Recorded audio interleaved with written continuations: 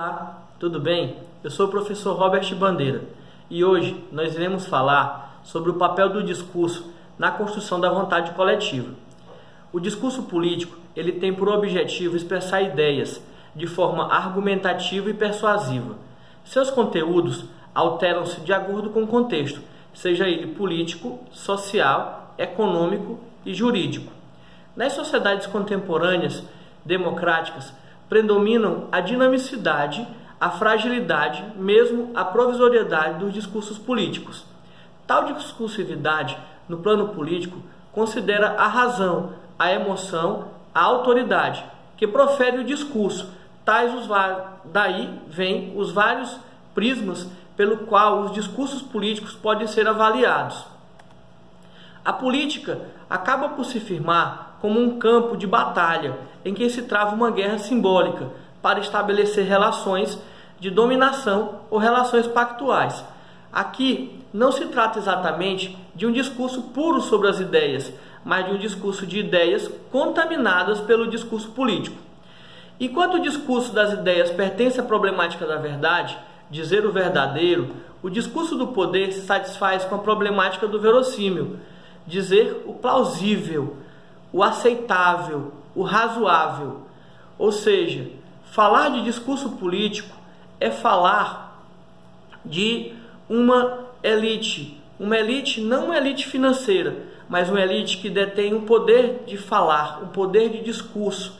É só a gente observar que as sociedades, de certa forma, é controlado por discursos ou por verdades formadas a partir do seio ou do centro de uma pequena parte da sociedade, onde essa pequena parte da sociedade ela detém poder, e esse poder ela acaba por utilizar, por exemplo, as mídias, seja ela impressa, virtual ou televisiva, para que você possa acordar, almoçar, jantar, dormir com esses discursos, com essas verdades.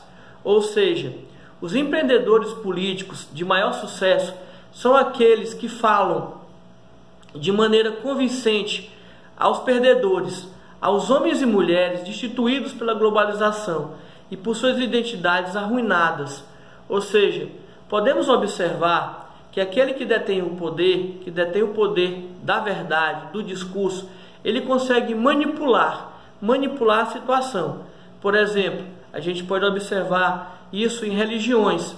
Se a gente passar um pouco para trás na história, podemos observar que na Idade Média existia um mando e desmando da Igreja Católica Apostólica Romana.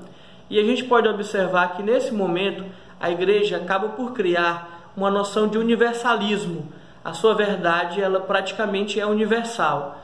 De certa forma, ela também cria, par e passo, junto a essa noção de universalismo, ela cria uma questão de imparcialidade, ou seja, todo o discurso dela aparece como imparcial. Não é diferente quando você sai da Idade Média, forma o que a gente chama de política moderna. Também a gente pode pegar a política moderna enquanto um exemplo. A política, enquanto se moderniza, ela tenta buscar desfazer ou desconstruir a hegemonia da política medieval baseada na religião e acaba por instaurar uma nova verdade a partir da razão. Ou seja, a política já não é mais baseada na religiosidade, mas baseada na razão, onde o sujeito ele é dividido em duas esferas, uma esfera pública e a outra esfera privada. A gente pode observar que a partir daí criamos mais uma vez o universalismo e mais uma vez uma forma de imparcialidade. Lógico, isso assentado numa noção, numa verdade. Como vai dizer o sociólogo Immanuel Wallenstein, ele vai dizer que é praticamente uma verdade europeia, ou seja, um livro que ele tem chamado de universalismo europeu. Podemos observar então que discurso e verdade andam passo a passo, ou seja, a política que a gente está vivendo hoje, que nós estamos passando, ela vai criar diversas verdades. Esses discursos, eles vão martelar em nossa mente, manhã, tarde e noite, iremos sonhar com isso.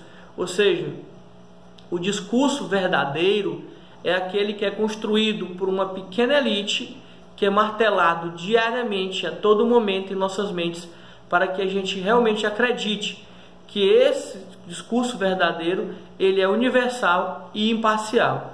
Espero ter contribuído um pouco para que você possa entender um pouco mais sobre discurso e verdade.